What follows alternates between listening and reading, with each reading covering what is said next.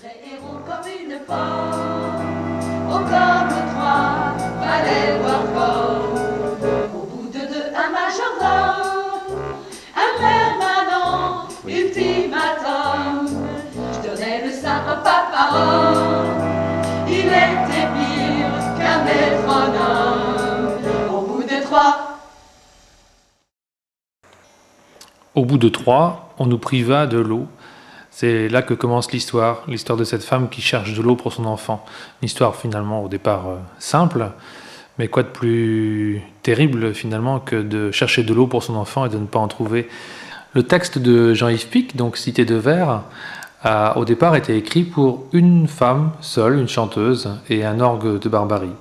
Et là, la proposition serait de transposer ce spectacle créé au départ pour une femme seule avec un chœur de femmes, des femmes très différentes qui sont à la fois comédiennes et à la fois chanteuses et qui vont à travers ce chœur démultiplier cette histoire avec chacune apportant une facette différente à ce personnage de femme qui cherche de l'eau.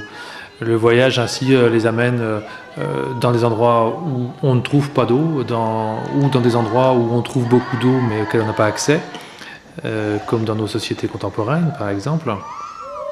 Et en fait le voyage qui est effectué par ces femmes, au bout du compte, devient aussi important que de trouver ou pas de l'eau.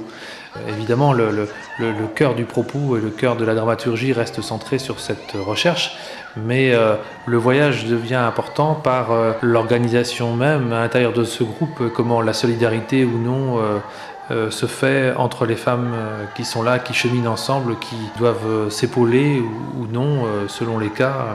Tout ça à travers une histoire qui est entièrement théâtrale et musicale, puisqu'il y a une musique originale qui va être composée à partir des paroles écrites par Jean-Yves Pic. C'est tout le long, puisque ces femmes ne sont pas seules sur scène, elles seront accompagnées de 5 musiciens, comme une sorte de mini-fanfare présente sur le plateau, à leur côté, avec elles.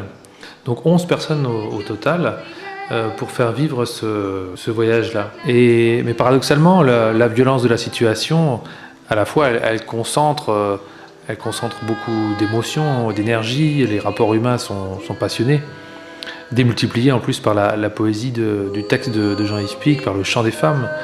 Mais paradoxalement, ça n'empêche pas ni le rire, ni la tendresse, ni l'amitié, ni l'amour, dans tous les cas, la solidarité entre toutes ces femmes, qui devient même une espèce de ressource nécessaire pour affronter une telle aventure, pour pas tomber dans le désespoir.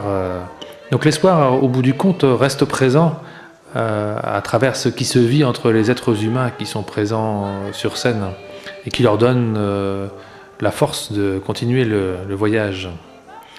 Et au-delà de ça, eh bien le voyage,